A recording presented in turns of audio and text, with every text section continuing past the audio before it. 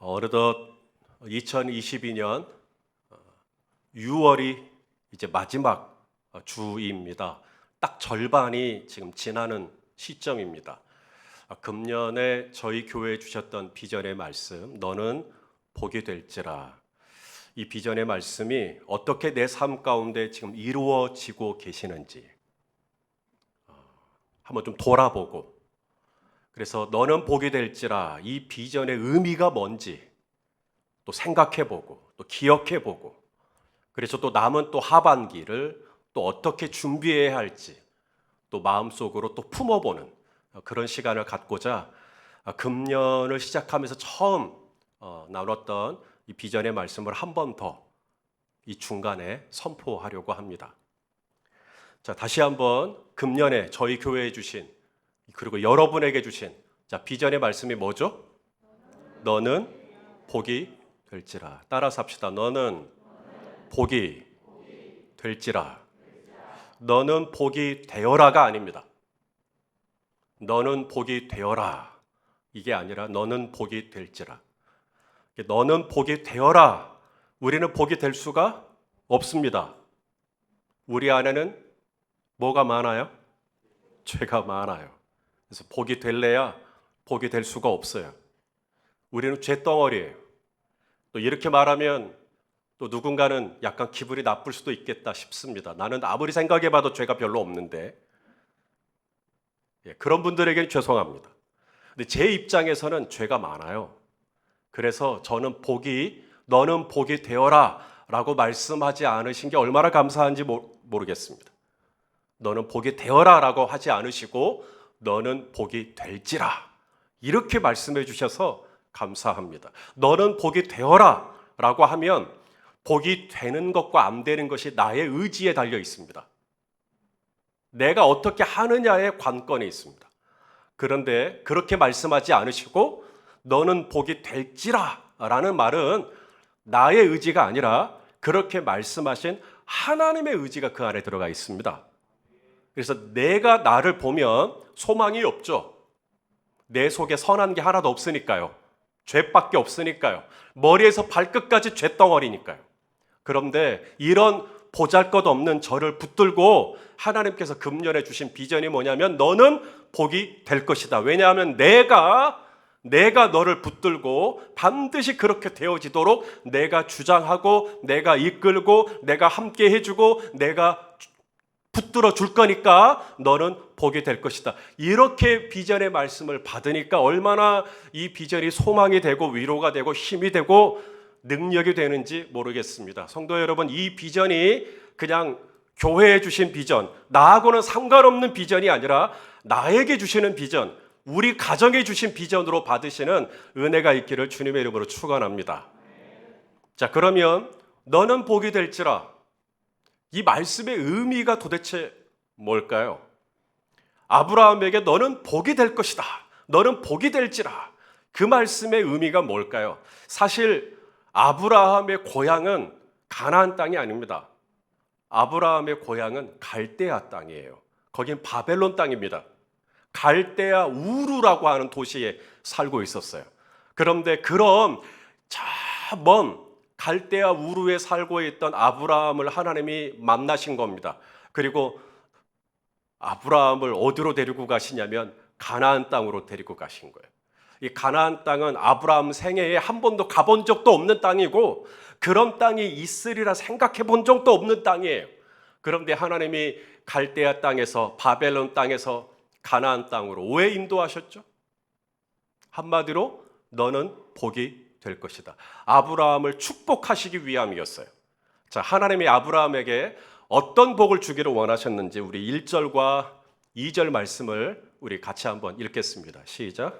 여호와께서 아브라함에게 이르시되 너는 너의 고향과 친척과 아버지의 집을 떠나 내가 내게 보여줄 땅으로 가라. 내가 너로 큰 민족을 이루고 내게 복을 주어 내 이름을 장대하게 하리니 너는 복이 될지라. 할렐루야. 하나님께서 아브라함에게 약속하시는 게 있죠. 내가 너로 뭘 이루겠다? 큰 민족을 이루게 하겠다. 아브라함 생애에 한 번이라도 생각해 본 적이 있는 꿈일까요? 나를 통해 내가 한 나라를 세우는 거죠. 내가 한 민족을 세우는 겁니다. 이런 비전. 내가 태어난 곳이 대한민국이면 대한민국에서 잘 먹고 잘 사는 꿈은 꿀 수 있어요. 그런데 내가 한 번도 생각해 본 적이 없는, 이 땅에 존재한 적이 없던 나라가 나를 통해 새롭게 시작된다는 거예요. 여러분, 이런 걸 생각해 볼 수가 있겠습니까? 이 지구상에 한 번도 없었던 새로운 민족이 나를 통해 시작이 되고 새로운 나라가 나를 통해 시작이 된다.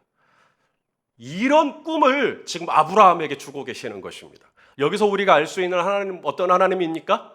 하나님은 내가 무엇을 상상하든 그 이상의 하나님이세요. 나는 한 번도 그런 거 생각해 본 적이 없어요. 그런데 그 일을 하나님이 이루시고 나는 한 번도 그걸 기대한 적이 없어요. 그런데 하나님은 그 일을 되게 하시고,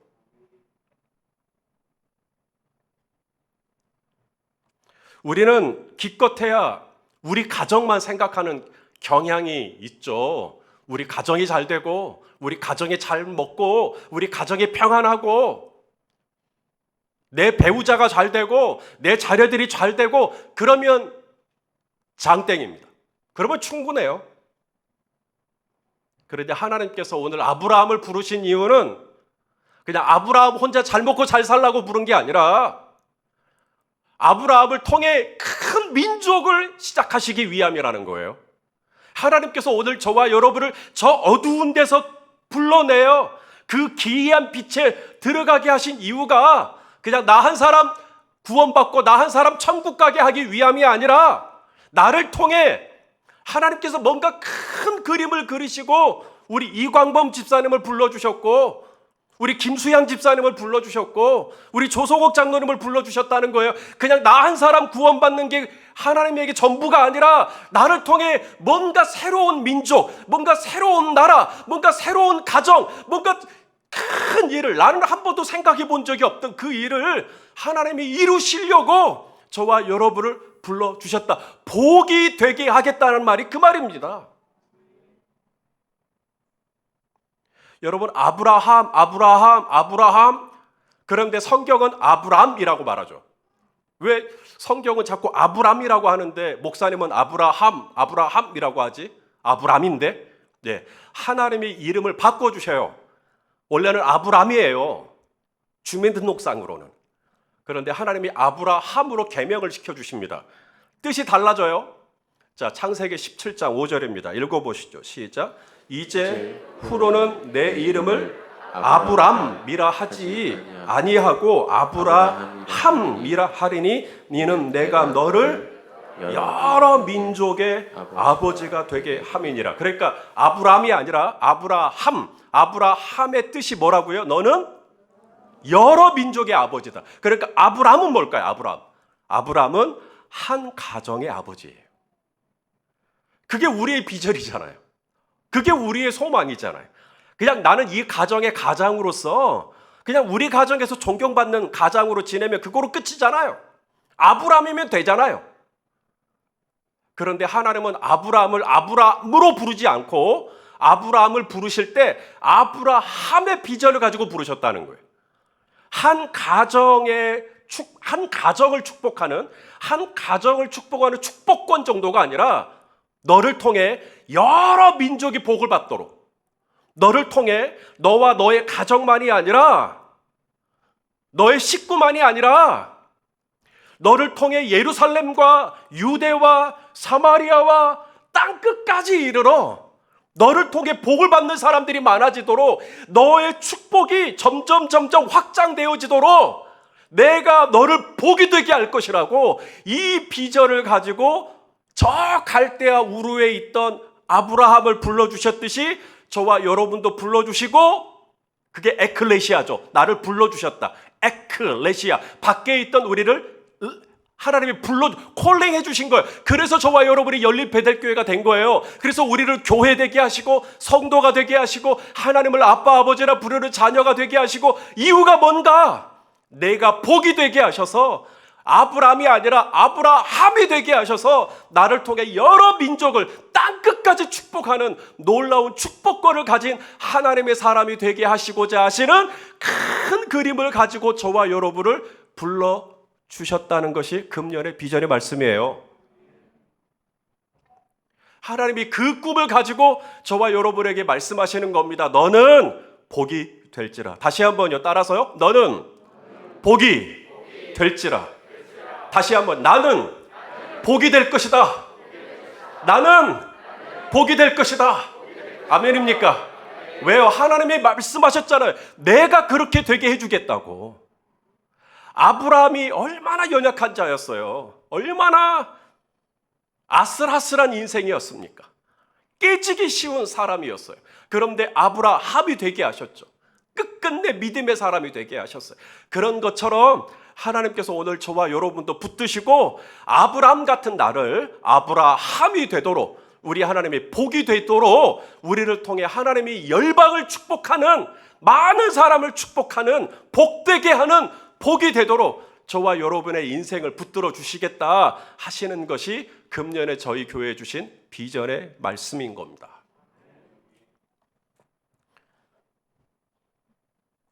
이 비전은 그냥 주어지지 않아요. 이 비전을, 이 꿈을 받으려면 지불해야 할 대가가 있어요. 아브라함이 그냥 가만히 있는데 복이 된 게 아니라, 아브라함이 너는 너의 고향과 친척과 아버지의 집을 떠나 내가 내게 보여줄 땅으로 가라 했을 때 그 말씀을 따라 가버립니다. 그랬을 때 복이 된 거예요. 아브라함이 지불한 대가가 뭐냐면 하나님의 말씀을 따라가는 거예요. 성도 여러분, 너는 복이 될지라. 이 비전이 참으로 나에게 좋고, 이 비전이 정말 내게 이루어졌으면 좋겠고, 정말 금년 한 해 2022년 내가 복이 되는 인생이 되기를 원하시면 아멘 해주십시오. 그렇다면 내가 하나님 앞에 보여드려야 될 반응이 뭐냐면 말씀을 따라가는 것입니다. 말씀을 따라가면 보장해 드릴 수 있어요. 여러분은 복이 될 것입니다. 그게 결과예요. 열매예요. 말씀을 따라가면 그 끝에서 기다리고 있는 게 뭐냐면 You will be a blessing. 너는 복이 될 것이라는 거예요.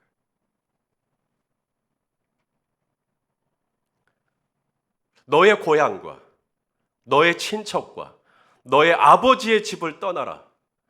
여러분, 나의 고향, 나의 친척, 나의 아버지 집에는 누가 살아요? 내가 모르는 사람이 살아요? 내가 아는 사람이 살아요? 예, 내가 너무나 잘 아는 사람들, 나를 미워하는 사람들일 수도 있겠지만 나를 너무나 좋아해 주는 사람들, 내가 또 좋아하는 사람들, 이런 사람들 떠나는 거 쉽지 않죠.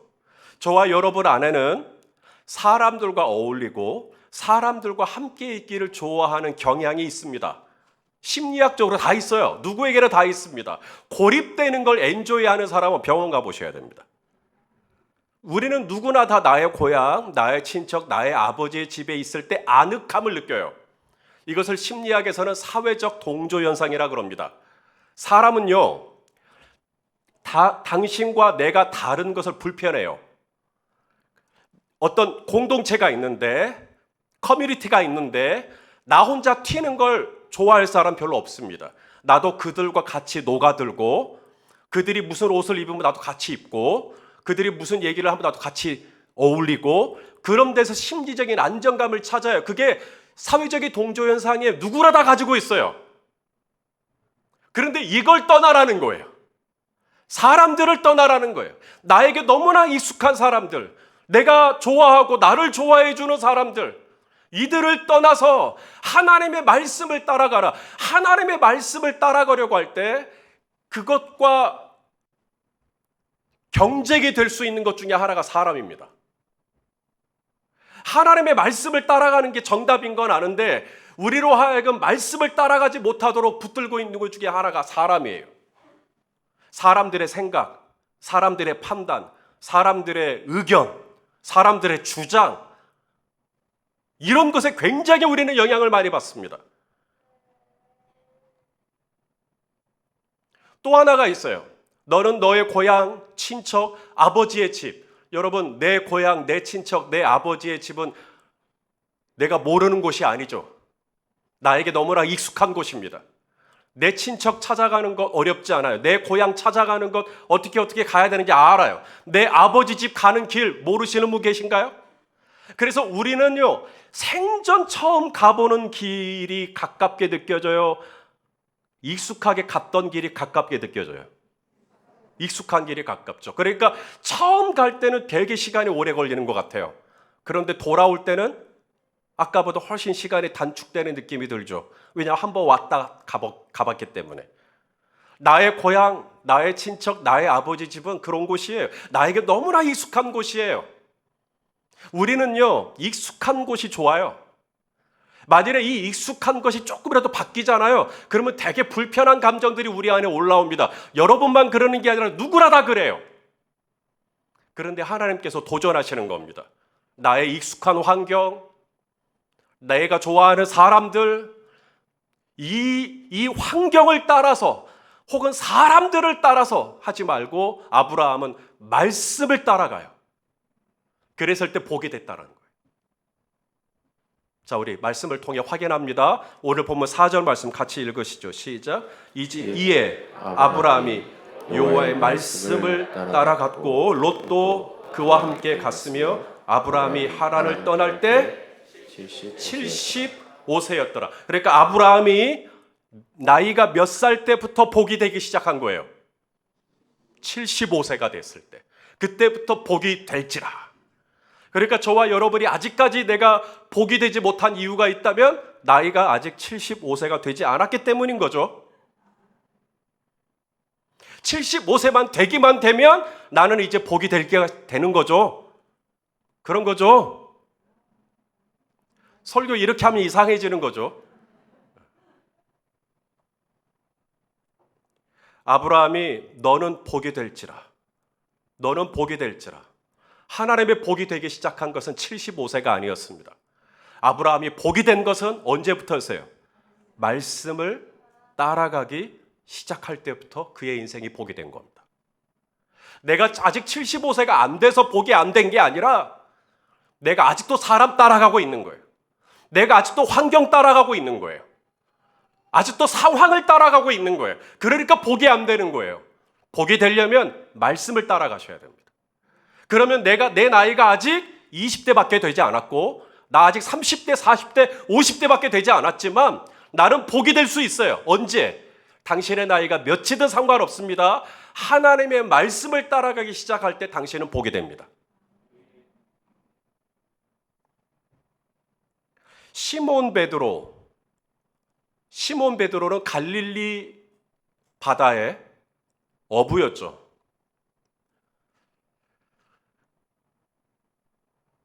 시몬 베드로는 예수님 만나기 전까지 내가 얼마든지 노력하면 나는 복이 될 수 있다고 생각했었던 사람이었어요. 이것이 시몬 베드로의 신념이었습니다. 하늘은 스스로 돕는 자를 돕는다. 그래서 내가 열심히 그물질을 하고 내가 열심히 이 어부라고 하는 이 삶의 자리를 성실하게 살아내면 분명히 내가 복이 될 거다. 이렇게 생각을 했었던 그에게 어느 날 밤새도록 그물질을 했지만 단 한 마리의 고기도 잡지 못하는 일이 발생합니다. 노력하면 될 줄 알았는데, 수고하면 될 줄 알았는데 잠 줄여가면서 아침에 일찍 일어나고 저녁에 늦게 누우며 수고하고 애쓰고 날마다 모니터 들여다보고 공부하고 그러면 될 줄 알았는데 안 되더라는 거예요. 안 되는 날이 옵니다. 그래서 베드로 마음 안에 이거 뭐지? 왜 이렇게 안 되지? 내가 이렇게 수고했는데 왜 안 되지? 자, 그때 베드로가 예수님 만나요. 그리고 예수님이 베드로에게 도전하시죠. 깊은 데로 가서 그물을 내려라. 말도 안 되는 이야기입니다. 이 갈릴리 호수는요, 갈릴리 바다는 담수호예요. 호수예요, 원래. 근데 워낙에 크니까 이제 바다라고 했던 건데 호수입니다, 정확하게는. 담수호라는 말이 영어로 fresh water. 그게 담수호예요. 깨끗해요, 물이. 헐몬산에서 내려오는 이 눈 있잖아요. 눈이 녹아가지고 호수가 된 거예요. 그래서 굉장히 물이 맑아요. 그래서 고기가 다 보여요. 고기가. 그래서 고기들이 낮에는 활동을 하지 않습니다. 보이면 잡혀가니까. 그래서 낮에는 밝은 대낮에는 고기들이 저 수면 밑으로 들어가 버립니다. 숨어버려요. 고기들도 사는 방법이 생겼겠잖아요. 그러니까 아침에는 그물을 내리면 안 됩니다. 갈릴리 바다에서 고기를 잡으려면 상식이 뭐냐면 해 떨어지고 나서, 그러면 저 밑에 있던 고기들이 위로 올라와요. 어두우니까. 그때 그물을 내리며 고기를 잡는 겁니다. 그래서 밤새도록 한 거예요. 아침 해가 뜰 때까지. 왜냐하면 그때는 분명히 한 마리라도 잡을 거라고 생각을 하는 거죠. 일반적으로 그래 왔으니까. 근데 그날은 이상하죠. 단 한 마리의 고기도 안 잡히는 겁니다. 그래서 하루를 공쳤는데, 예수님이 목수잖아요. 예수님은 출신이. 이 목수라는 말이 원어로는 석수쟁이라는 뜻도 있습니다. 그런 예수님이 물고기의 물자도 모르실 것 같은 예수님이 베드로에게 말하는 겁니다. 지금 해가 중천에 떠 있는데 깊은 데로 가서 그물을 내려라. 그때는 고기가 없어요. 지금 해가 진 게 아니라 해가 떠 있고요. 물고기들이 활동하는 시간이 아니라 물고기들이 다 숨어 있는 시간인데 깊은 데로 가서 그물을 내려라. 자, 베드로가 방금 전에 그물질을 마치고 올라오려다가 다시 그물을 챙겨서 깊은 데로 가려고 할 때 그의 고향과 그의 친척과 그의 아버지의 집은 베드로를 보고 뭐라고 수군거릴까요? 저 정신 나간 놈을 봤나? 제가 헷가닥한 거 아닌가? 바보 아니냐? 제가 상당히 점잖은 언어만 쓰고 있는 거 아시죠? 원색적인 말 안 하고 별별 말들이 쏟아졌을 겁니다. 그의 고향과 그의 친척과 그의 아버지의 집 사람들 생각하면 절대 깊은 데로 못 가요. 갈릴리 바다가 어떤 곳인지, 그리고 갈릴리 이 호수에 있는 고기들이 어떤 특성을 가지고 있는지, 이런 지식, 이런 상식, 이런 과학, 이런 기술, 이런 경험, 이런 환경, 이런 것만 의지하면 절대 깊은 데로 못 가요.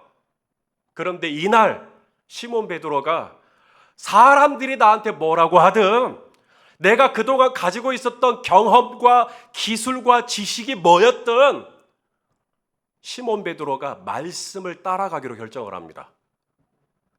자, 베드로의 고백을 같이 읽어보겠습니다. 누가복음 5장 5절이죠. 시작. 시몬이 대답하여 이르되 선생님, 우리들이 밤이 새도록 수고하였으되 잡은 것이 없지만은 뭐예요? 말씀에 의지하여 그물을 내리리이다. 뭘 의지해요? 사람, 내 고향, 내 친척, 내 목장 식구들, 사람 의지하고 그물을 내리겠습니다. 그게 아니라는 거예요. 내가 의지하는 사람들이 아무리 좋은 사람, 왜 좋은 사람일 거예요, 분명. 믿을만 하신 분들이실 거예요. 신뢰할 만한 분들이실 거예요. 그러나 사람이 아무리 신뢰할 만해도 이날 베드로는 사람 따라가지 아니하고 말씀 따라가기로 결정합니다. 환경 따라가고 경험 따라가고 내가 그동안 가지고 있었던 지식 따라가고 그러면 우리 절대로 말씀 따라갈 수가 없어요. 근데 베드로는 이 모든 것들을 다 내려놓고 내가 말씀을 따라가고 내가 그물을 내려보겠습니다. 성도 여러분, 이때 베드로에게 복이 되는 은혜가 임한 줄로 믿습니다. 자, 어떤 은혜가 임했나? 우리 6절과 7절 그 다음 절입니다. 읽어보시죠. 시작. 그렇게 하니, 그렇게가 뭐예요? 예, 말씀대로 따라가 봤더니 어떻게 됐다는 거예요? 고기를 잡은 것이 힘이 많아 그물이 찢어질 지경이 되는 거예요. 이에 다른 배에 있는 동무들에게 손짓하여 와서 좀 도와달라 하니 그들이 와서 도와줬는데 이게 두 배의 채움에 두 배가 잠기게 되었더라. 할렐루야. 여러분, 베드로의 배만 잠긴 게 아니에요. 베드로가 말씀을 따라가니까 베드로가 복이 됐더니 베드로만 복을 받은 게 아니라 베드로와 같이 있는 사람들도 복을 받더라는 거죠. 아브라함이 말씀을 따라갔더니 조카 롯이 따라왔다는 거죠. 여러분, 좀 성경을 조금 아시는 분은 이 조카 롯이 나중에 복 받습니까? 안 받습니까? 복 받아요. 왜냐하면 말씀을 따라가면 나만 복이 되는 게 아니라 나랑 같이 있는 내 배우자가 복을 받고 내 자녀들이 복을 받고 나랑 같이 사는 사람들의 배도 그 인생이 하나님의 축복에 잠기게 되는 인생이 되더라는 것입니다. 이 은혜가 나에게도 있기를 원하시면 아멘 해주십시오. 바로 이 놀라운 은혜가 말씀을 따라갔더니 그 마지막에 기다리고 있는 게 뭐냐면 내 인생만 잠기게 되는 복이 아니라 나와 함께 있던 동무들의 배도, 나와 함께 있던 사랑하는 사람들의 배에도 함께 채움에 잠기게 되는 역사.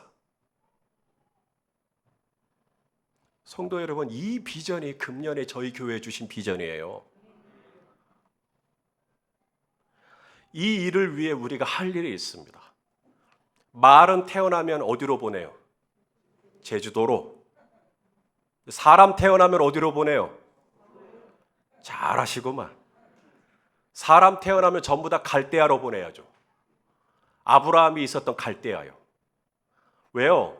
바벨론 사람들을 바벨론 사람이라고 부르지 않습니다. 바벨론의 고대에 얼마나 큰 제국입니까? 이 큰 바벨론 제국 사람들을 뭐라고 부르냐면 갈대아 사람이다라고 불러요. 자, 이사야 13장 19절 말씀 보겠습니다. 시작. 열국의 영광이요 갈대아 사람의 자랑하는 놀이개가 된 바벨론이 하나님께 멸망당한 소돔과 고모라 같이 되리니. 바벨론을 뭐라고 불러요? 열국의 영광이요. 모든 나라 중에 으뜸, 바벨론 제국이. 그리고 바벨론에 사는 사람들을 가리켜 갈대아 사람. 바로 이 갈대아가 아브라함의 고향이라니까요. 아브라함이 있었던 이 갈대아, 우루, 이 갈대아는 사람 가만히 있으면 사람들이 몰리는 곳이에요. 거기에 최첨단이 있어요. 거기에 모든 편의시설이 다 모여 있어요. 가장 뛰어난 지식은 거기 다 있어요. 가장 탁월한 문화와 유흥거리 거기 다 있어요. 거기에 볼거리, 들을거리, 놀거리 다 있어요. 거기가 갈대아예요. 사람이 나면 전부 다 갈대아, 갈대아의 영광이 있어요. 그런데 하나님께서 아브라함에게 너 거기 떠나라는 거예요. 너 거기 있지 말라는 거예요. 그럼 저 어디로 가요? 아브라함이 한 번도 가본 적이 없고 한 번도 거기 있으리라 생각해 본 적이 없는 땅으로 하나님이 보내시는데 가나안 땅. 그렇게 말씀을 따라갔더니 빈 털터리가 되고 아무것도 없는 게 아니라 여전히 그물에 아무것도 없는 게 아니라 하나님이 찢어질 정도로 복을 주시게 허락하시는데 아브라함만 복을 받는 게 아니라 조카 롯도 복을 받는. 그래서 나중에는 둘이 같이 못 살잖아요. 복을 받은 게 너무 크니까. 그래서 네가 우하면 내가 좌하고 이 정도로 돼버려요.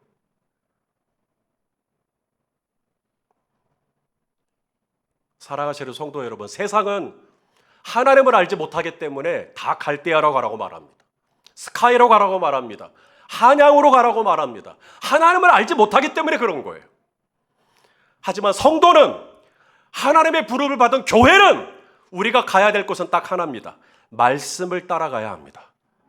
말씀을 따라가면, 사람 따라가면 그 끝에 뭐가 있을지 우리는 몰라요. 하지만 말씀 따라가면 그 끝에 뭐가 있는지 우리는 알아요. 저와 여러분은 복이 되어 있을 것입니다. 말씀을 따라가는 아브라함에게 하나님은 너는 복이 된다라고 말씀하셨어요. 그리고 정말로 그렇게 됐어요. 하나가 더 있습니다. 내가 정말 복이 되기를 원한다면 오늘 아브라함이 말씀을 따라갔고요. 또 하나 아브라함의 이 모습에서 우리가 놓칠 수가 없는 게 뭐냐면 예배예요. 예배. 하나님 앞에 제단을 쌓고 이 제단을 쌓는다라는 말이 예배드린다는 얘기예요. 자, 오늘 본문 5절 말씀을 보시면 이제 가나안 땅에 들어와요. 아브라함이 가나안 땅에 왔는데 이제 7절에 하나님께서 이렇게 말씀하십니다. 우리 7절 말씀을 같이 읽겠습니다. 시작.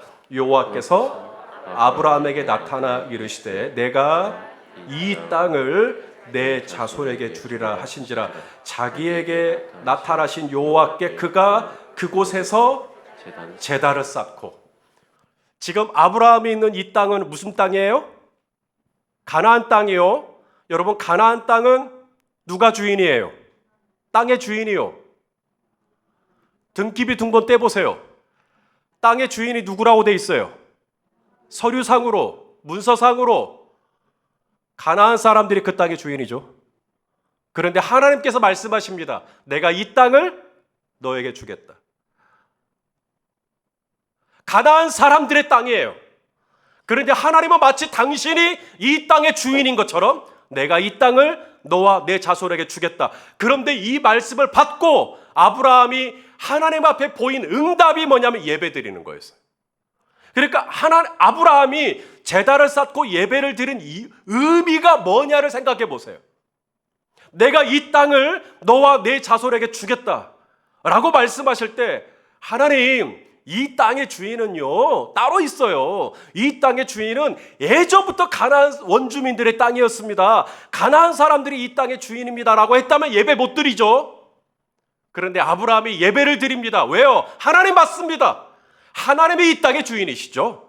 하나님이 이 땅의 주인이시죠. 가나안 사람들이 제 아무리 내가 이 집 주인이고 내가 이 사업체 주인이고 내가 이 땅의 주인이라고 말을 해도 맞습니다. 하나님이 주인이시죠. 하나님이 주겠다고 하시면 주시는 것이죠. 저 받을 수 있는 것이죠. 하나님이 주겠다 하시면 반드시 그렇게 될 줄로 믿습니다. 하나님이 내 삶의 주인이시며 하나님이 이 땅의 주인이시며 하나님이 내 고향의 주인, 내 친척의 주인, 내 아버지 집의 주인, 내 가정의 주인, 이 민족의 주인, 이 나라의 주인, 하나님이 내 삶의 모든 것을 통치하시고 다스리고 계시고 주관하고 계시고 하나님이 내 인생의 주인입니다 라고 할 때 아브라함이 하나님 앞에 보였던 리액션이 뭐냐면 제단을 쌓고 예배를 드렸다. 이번만 예배 드린 거 아니에요.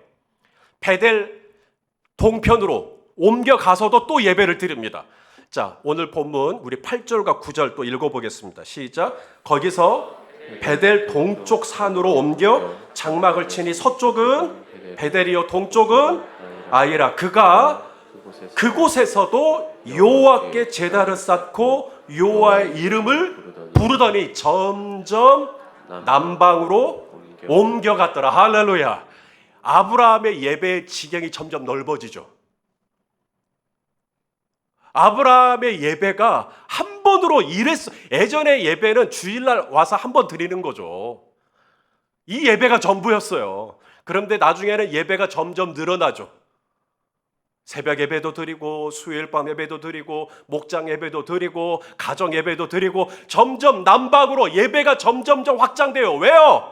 하나님이 나의 인생의 주인이신데 일주일 중에 일요일 하루만 주인이 아니라 하나님은 계속해서 내 삶의 주인이 되시는 거예요. 월요일에도 화요일에도 수요일에도 이 연립 베델 교회에서만 하나님이 주인이 아니라 하나님은 내 가정에서도 주인이시고 내가 다니는 직장에서도 주인이시며 내가 운영하는 사업체에서도 우리 하나님이 주인이시고 내가 지금 병실에 누워있다면 그 병실에서도 우리 하나님이 내 생명의 주인이시면 아멘 해주시겠습니까?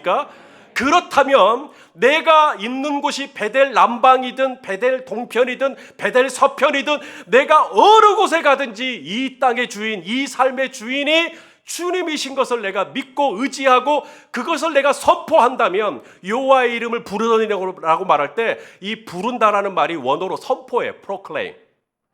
찬양하는 거죠. 하나님의 이름을 찬양하면서 하나님 맞습니다. 하나님이 이 땅의 주인이십니다. 하나님이 내 삶의 주인이십니다. 아브라함이 계속해서 그렇게 예배하는 삶을 살았더니 예배를 드리면 드릴수록 아브라함이 하나님께 복이 돼서 하나님은 아브라함을 복되게 하셔서 아브라함만 복이 되게 하시는 게 아니라 아브라함이 되게 하시고 여러 민족을 축복하는 사람이 되게 하시고 아브라함의 배만 잠기는 게 아니라 아브라함 모든 이웃과 관련된 사람들에도 그 축복에 잠기게 하는 놀라운 통로가 되게 하여 주신 줄로 믿습니다. 이 비전이 아브라함에게만 주신 비전이 아니라 2022년을 시작하는 저와 여러분에게 주셨던 비전이었고 어느덧 절반이 지나가 버렸습니다. 어떻게 살아오셨는지 모르겠습니다. 그건 중요하지 않습니다. 아직 우리에게는 절반이 남았나이다. 그러므로 이제부터라도 우리 말씀 따라가고, 우리 코로나 때 사실 가장 많이 연약해지고 무너진 것 중에 하나가 예배. 제가 영적으로 진단할 땐 예배. 온라인으로 예배를 안 드린 건 아니지만 분명히 예배가 약화됐을 거예요. 다음 주부터 공동 예배가 시작되겠지만 저는 지금 온라인으로 예배 드리시는 분들 문제라고 말씀드리는 것도 아니고, 뭐 현장에서 예배를 드리시는 분들이 잘 드리고 있다고 말씀드리는 것도 아니에요.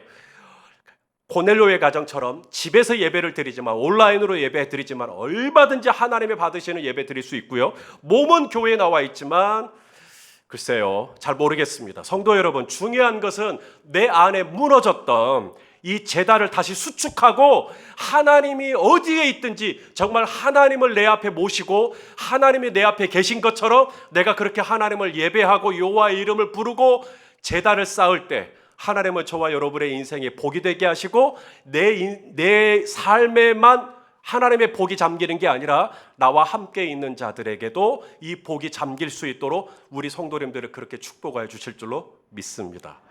그런 복된 한 해가 되시기를 예수 그리스도 이름으로 축원합니다. 기도하시겠습니다. 하나님 아버지 감사합니다. 금년에 저희 교회에 주신 비전, 너는 복이